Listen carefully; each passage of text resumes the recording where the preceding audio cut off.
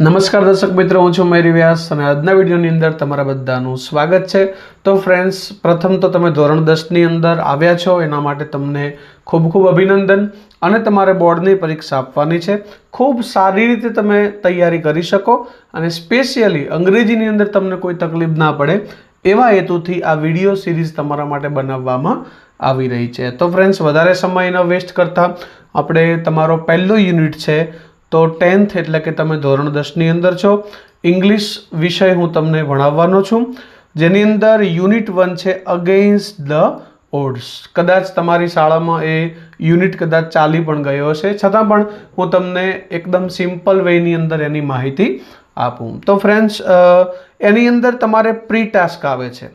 કોઈ પણ યુનિટ તરત જ ચાલુ થઈ જતો નથી, તો એની પહેલાં તમારે શું છે, પ્રી ટાસ્ક આપવામાં આવેલો છે। પ્રી મતલબ પહેલાં અને ટાસ્ક એટલે કે કાર્ય। તમારો પાઠ ચાલુ થાય, યુનિટ ચાલુ થાય એની પહેલાંનું કાર્ય એટલે પ્રી ટાસ્ક। તો પ્રી ટાસ્કની અંદર દશરથ માનજી એક અદ્ભુત વ્યક્તિત્વ, માણસ જ્યારે કંઈક વિચારે છે ને કંઈક કરી બતાવવા માટે કરીને નિર્ણય શક્તિને મજબૂત કરે છે ને, તો એનું એક અદ્ભુત ઉદાહરણ દશરથ માનજીનું જીવન આપણને જોવા મળે છે। તો એના વિશેનો તમારો આ પ્રી ટાસ્ક છે। તો દશરથ માનજી આપણે આ પણ યાદ રાખવું જોઈએ કે 14 જાન્યુઆરી 1934નો એમનો જન્મ થયો હતો અને 17 ઓગસ્ટ 2007 એ એમનું ડેથ છે, એમનું મૃત્યુ છે। પોતાના વિસ્તાર માટે એક એવું અદ્ભુત કાર્ય કરીને ગયા છે કે જેના લીધે વર્ષો સુધી લોકો એમને યાદ રાખશે। તો એમને નોન એઝ માઉન્ટેન મેન, એમને માઉન્ટેન મેન તરીકે પણ ઓળખવામાં આવે છે। તો માઉન્ટેન એટલે પર્વત થાય, એ તમે બધાએ જાણો છો। તો એમણે શું કર્યું હતું પોતાના જીવનની અંદર, બસ એ જ આપણે આ પ્રી ટાસ્કની અંદર ભણવાનું છે। તો ફરીથી હું મયુર વ્યાસ તમારા બધાનું સ્વાગત કરું છું। ફેસબુક કે ઇન્સ્ટા થકી જો તમે વિડીયો જોઈ રહ્યા છો તો તમે કમેન્ટની અંદર લિંક મેં આપી છે, યુટ્યુબ ચેનલને સબસ્ક્રાઈબ કરી લેજો, જેથી કરીને વારાફરતી સિરીઝ વાઇઝ વિડીયોઝ તમને આસાનીથી મળી રહે। તો ફ્રેન્ડ, અહીં કરીને તમને પ્રી ટાસ્ક આપવામાં આવેલો છે। Read about Dashrath Manjhi and answer the following questions. Dashrath માનજીના વિશે આપણે વાંચવાનું છે, ભણવાનું છે અને પ્રશ્નોના જવાબ આપવાના છે। તો ફ્રેન્ડ્સ, તમને સ્ક્રીન ઉપર દેખાઈ રહ્યો છે એ અદ્ભુત વ્યક્તિત્વની એક તસવીર છે। તો શું છે આપણે એને ફટાફટ જોઈ લઈએ। Dasharath Manjhi ran away from his home at a young age. તો દશરથ માનજી છે કોઈ કારણોસર યંગ એજની અંદર જ પોતાના ઘરેથી ભાગી ગયા હતા અને પછી એમણે શું કર્યું, કામ ચાલુ કર્યું, વર્કડ ક્યાંક અને એટ ધનબાદ કોલ માઇન્સ એટલે કે કોલસાની ખાણ છે ત્યાં કણે એમને પોતાનું કાર્ય કામ ચાલુ કર્યું। પછી ફ્રેન્ડ શું થયું છે, કોઈ કારણોસર હી રિટર્ન્ડ ટુ હિઝ વિલેજ। ત્યાર પછી દશરથ માનજી છે તે ફરીથી પોતાના વિલેજ, ફરીથી પોતાના ગામ પાછા ફરે છે અને took up work and married Falguni Devi. એટલે જે પોતાનું જે રોજબરોજનું કામ હતું, જે એમની ફેમિલી કરતી આવી હતી, એ એમણે કામ ચાલુ કર્યું અને ત્યાર પછી ફાલ્ગુની દેવી નામની સ્ત્રીની સાથે એમના લગ્ન થયા। તો હવે એમના જીવનની અંદર એક ટ્રેજિક ઇન્સિડન્ટ બનવા જઈ રહ્યો છે। While crossing Gehlaur hills to bring him lunch, મતલબ પોતે કામ કરવા જાય છે અને એમના જે પત્ની છે એમના માટે જમવાનું, એમના માટે ભોજન લઈને આવે છે। તો હવે એકવાર એવું થયું કે વાઇલ ક્રોસિંગ ગેહલર હિલ, જે હિલ્સ એટલે પર્વતમાળા છે, મતલબ મોટા પર્વતો છે, ત્યાંથી પસાર કરી અને આગળ જવાનું હોય છે, કારણ કે ત્યાં કને કોઈ જાતનો રસ્તો હોતો નથી। એટલે એમના માટે કરીને લંચ લઈને આવતા હોય છે। એવા ટાઈમે શું થાય છે, Falguni Devi slipped and seriously injured herself, અને એવા ટાઈમે કોઈક કારણોસર એ સ્લીપ થઈ જાય છે, લપસી પડે છે અને ભયાનક ઇન્જરી એમને થાય છે। કોને? તો દશરથ માનજીની વાઈફને, જેમનું નામ હતું ફાલ્ગુની દેવી। હવે તરત જ હોસ્પિટલ જો લઈ જવામાં આવે તો કદાચ એમને સારવાર મળે, પણ આ હિલ્સ છે, આ પર્વત છે, ત્યાં કને કોઈ જાતનો રસ્તો છે નહીં, ત્યાં કને શક્તિશાળી એકલા માણસને પણ ચાલવું એ મુશ્કેલીની વસ્તુ છે। તરત ને તરત એમને મેડિકલ સારવાર મળવી એ કેવી હતી, મુશ્કેલ હતી। They could not reach her to the near by hospital. હવે તેઓ કુડ નોટ, કેનનું પાસ્ટ શું થઈ જશે, કુડ થઈ જશે। they could not reach, reach મતલબ પહોંચવું, તે પહોંચી શક્યા નહીં ક્યાંક અને નિયર બાય હોસ્પિટલ. શા માટે ના પહોંચી શક્યા? Because there was no straight access. Straight એટલે કોઈ સીધો, એક્સેસ એટલે કોઈ જાતનો રસ્તો આવવા જવાનો હતો નહીં. To the town and which eventually lead to her death. અને એના કારણે લીડનું એક અને ભૂતકાળ છે લેડ, એના કારણે તેણીની મૃત્યુને ભેટી. મતલબ સિટી સુધી કે હોસ્પિટલ સુધી જવા માટે કરી અને કોઈ સીધો રસ્તો ન હોવાના કારણે ફાલ્ગુની દેવીને હોસ્પિટલની સારવાર મળી શકી નહીં અને એમના કારણે શું થયું? એમનું મૃત્યુ થયું. હવે એમના મૃત્યુના કારણે જે મંજી હતા was deeply disturbed and that very night decided to carve a path. દેખો, તો હવે બીજો કોઈ વ્યક્તિ હોય તો તે વધારે હતાશ થઈ જશે, સિસ્ટમને ગાળો દેશે, સરકાર સામે આંદોલનો કરશે, બરાબર, બધી રીતની નફરત કરશે, આ તે મતલબ એ પૂરેપૂરો નેગેટિવની અંદર થઈ જશે. પણ દશરથ મંજી છે એ શું થયું છે? એમણે પોઝિટિવ લીધું છે કે આ ઘટના મારી સાથે બની એવા ગામના અન્ય લોકો સાથે પણ બની શકે છે. રસ્તો ના હોવાના કારણે મેડિકલ સર્વિસીસ મળવામાં તકલીફ પડી શકે છે. એટલે એમણે નિર્ણય લીધો કે હું શું કરીશ? કાર્વ a path through the ગેહલોર hills. આ જે ગેહલોર હિલ્સ છે, આ જે પહાડોની ટેકરીઓ છે, એના વચ્ચેથી હું શું કરીશ? રસ્તો બનાવીશ, જેથી કરી અને લોકોને તરત મેડિકલની સારવાર મળી રહે. So that his village could have easier access to the medical services. હવે એમનો ઉદ્દેશ્ય બહુ સારો હતો કે મેડિકલ સર્વિસીસ લોકોને કેવી રીતે સારી રીતે મળી રહે. હવે એમણે શું કર્યું છે? ચાલુ કરી દીધું છે કામ. એ જે મોટો પહાડ હતો એને કોરી, એને ખોદી અને કોરીને વચ્ચે રસ્તો બનાવવાનું એમણે ચાલુ કરી દીધો. પણ બહુ મુશ્કેલ હતું. આજે આપણે મોટા મોટા સાધન લાવીને કરીશું તો પણ એવા મજબૂત પથ્થરોને તોડવા મુશ્કેલ હોય છે.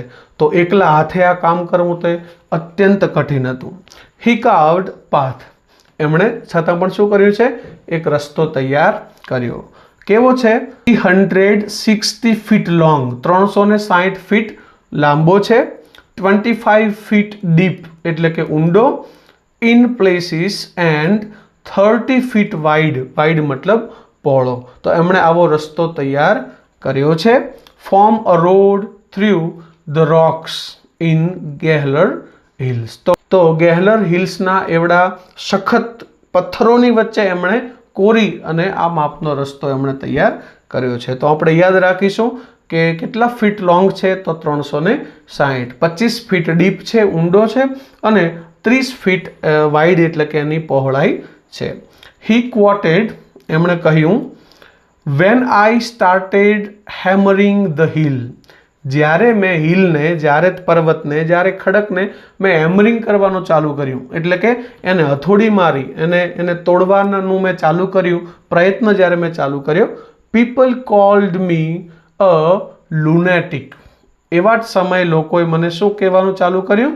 લુનેટિક કહેવાનું ચાલુ કર્યું. એટલે બધાને એવું લાગતું હતું કે આ પાગલ વ્યક્તિ છે. અને લાગે, ઓબ્વિયસલી એવું લાગે, કારણ કે એવડા મોટા ખડગને તોડવો એ કોઈ ઇઝી વસ્તુ નથી.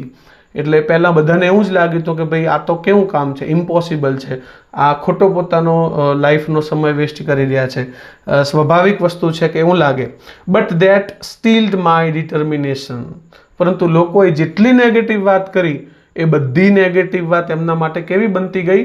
પોઝિટિવ બનતી ગઈ. સ્ટીલ્ડ માય ડિટર્મિનેશન. મારો જે નિર્ણય હતો એને વધારેથી વધારે મજબૂત કરતી ગઈ આવી વાતો. He completed the work in 22 years. હવે આ વર્ષોનો આંકડો જોઈ અને ખરેખર વિદ્યાર્થી મિત્રો આપણને નવાઈ લાગે, આશ્ચર્ય લાગે કે એમણે એક રસ્તો બનાવવા માટે કરી. દેખો, એમના સાથે જે નુકસાન થવાનું હતું થઈ ગયું હતું, એમના પત્નીનું ડેથ થવાનું હતું થઈ ગયું હતું. હવે મારે શું એવું ગણી અને બીજાની જેમ જો નેગેટિવ રીતે પડતું મૂક્યું હોત તો આજે એમનું નામ હોત નહીં. તો આજે એમની પત્નીની તો જીવ ભલે ના બચી શક્યો, પણ હજારો લોકોના જીવ આજે બચી શક્યા હોત નહીં. કારણ કે એના પછી પણ એ રસ્તાની ઘણા બધા લોકોને જરૂર પડી છે ને મેડિકલની દ્રષ્ટિએ. તો 22 વર્ષ જીવનના એમણે એક પહાડને તોડી અને વચ્ચે રસ્તો બનાવવાની અંદર વ્યતીત કરી દીધા છે. 22 years. અને એ પણ કયા સમયની અંદર?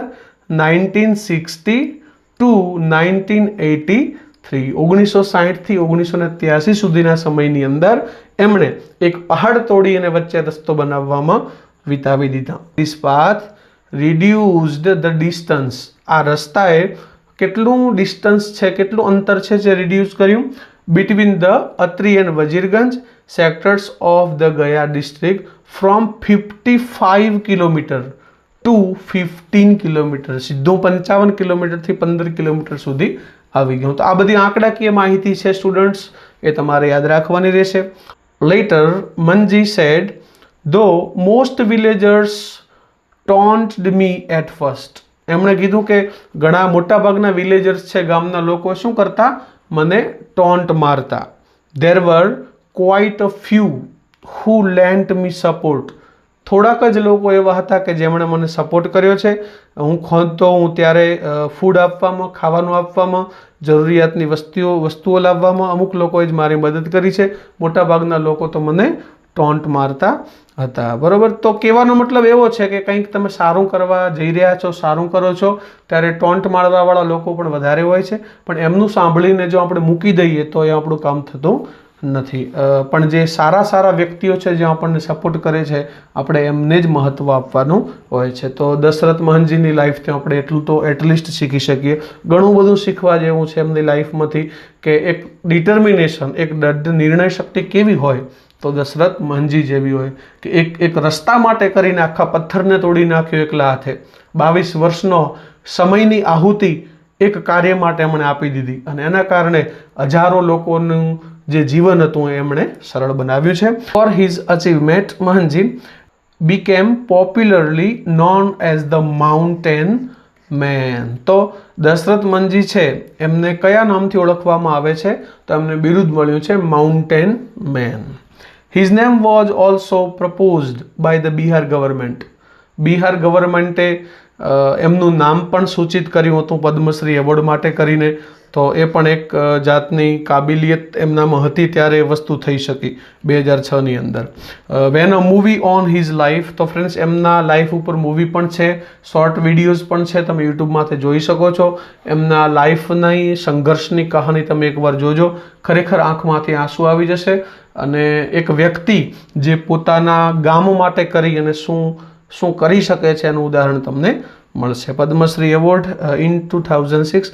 When a movie on his life was announced, Manji was on his deathbed. deathbed નો મતલબ થાય ફ્રેન્ડ્સ મરણ પથારી.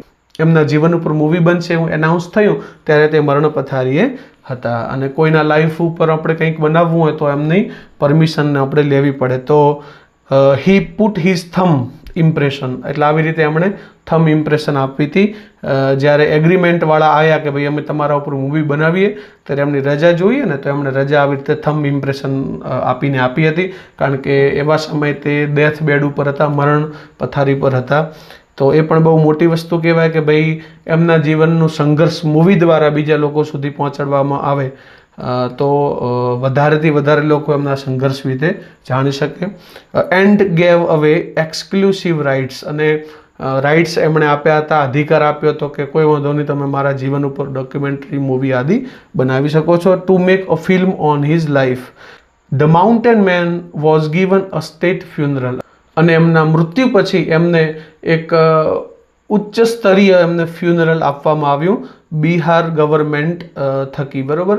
કારણ કે આપણા ફ્યુનરલની અંદર, આપણી અંતિમ વિધિની અંદર એક રાજ્ય સ્તરીય જો ફ્યુનરલ આપવામાં આવે તો એ પોતાની અંદર એક મોટી સિદ્ધિઓ હાસિલ કરી હોય ત્યારે એ વસ્તુ થઈ શકે. તો આ લાઈફ હતી દશરથ મહંજીની. જે આપણો જે પહેલો યુનિટ ચાલુ થાય અગેન્સ્ટ ધ ઓડ, એની આગળ આપણને પ્રી ટાસ્કમાં આપવામાં આવેલ છે. તો આઈ હોપ કે તમને એમાં સમજ આવ્યું હશે. એમાં ક્વેશ્ચન પણ આપવામાં આવેલો છે કે Dashrath lost his wife, he was terribly disturb. એમણે પોતાની પત્નીની લાઈફ ગુમાવી, એ ખૂબ જ ભયાનક રીતે ડિસ્ટર્બ થઈ ગયા હતા. What would Manji have told himself that night. એમણે એ રાત્રિએ જ્યારે એમની પત્ની એમને ગુમાવી છે ત્યારે એમણે પોતાની જાતને શું કીધું હશે એમ.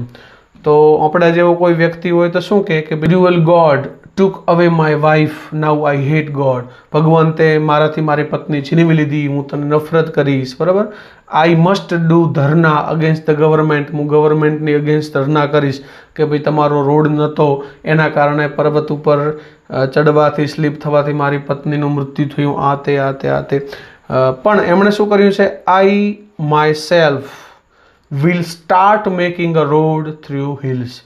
ફરિયાદો કરવાથી કંઈ નહીં થાય, હું મારી જાતે જ આ પર્વતને તોડીને રસ્તો બનાવવાનો પ્રયત્ન કરીશ. આવો ઉમદા વિચાર એમના મગજમાં આવ્યો હતો. એના પછી are you moved and impressed by Dashrath's great deed. તમે એના મહાન કામથી ઇમ્પ્રેસ થયા છો. તમને મતલબ જે લાગે છે તમારા 30 શબ્દોની અંદર લખો. તો આઈ હોપ કે તમે ઇમ્પ્રેસ થયા હશો અને તમે લખી પણ શકો. What inspiration do we get from people like Manjhi. આવા મંજી જેવા લોકોથી આપણે શું પ્રેરણા મેળવી શકીએ છીએ, તો એ પણ તમે તમારો મંતવ્ય ત્યાં કને રજૂ કરી શકો. તો ફ્રેન્ડ્સ, આવી રીતની કંઈક પ્રી ટાસ્ક છે, આવી રીતનું કંઈક જીવન છે કે જે જીવન એમણે 22 વર્ષ સુધી પસાર કરી નાખ્યું છે ફક્ત ને ફક્ત માઉન્ટેનમાંથી રસ્તો બનાવવા માટે, ફક્ત ને ફક્ત લોકોને વધારે મદદરૂપ બનવા માટે. તો ફ્રેન્ડ્સ, આપણે પ્રી ટાસ્ક જોયો. નેક્સ્ટ વિડીયોઝની અંદર અગેન્સ્ટ ધ ઓડના અલગ અલગ જે પાર્ટ્સ છે તે બધાએ આવી રીતે ગુજરાતીમાં આપણે એની વાત કરીશું, ચલાવીશું. એના પછી એક્સરસાઇઝ, પછી ઇમ્પોર્ટન્ટ પ્રશ્ન, મતલબ બધી સિરીઝ તમને યુટ્યુબમાંથી મળી રહેશે. તો તમે સબસ્ક્રાઈબ કરી લેજો. જય હિન્દ, જય ભારત.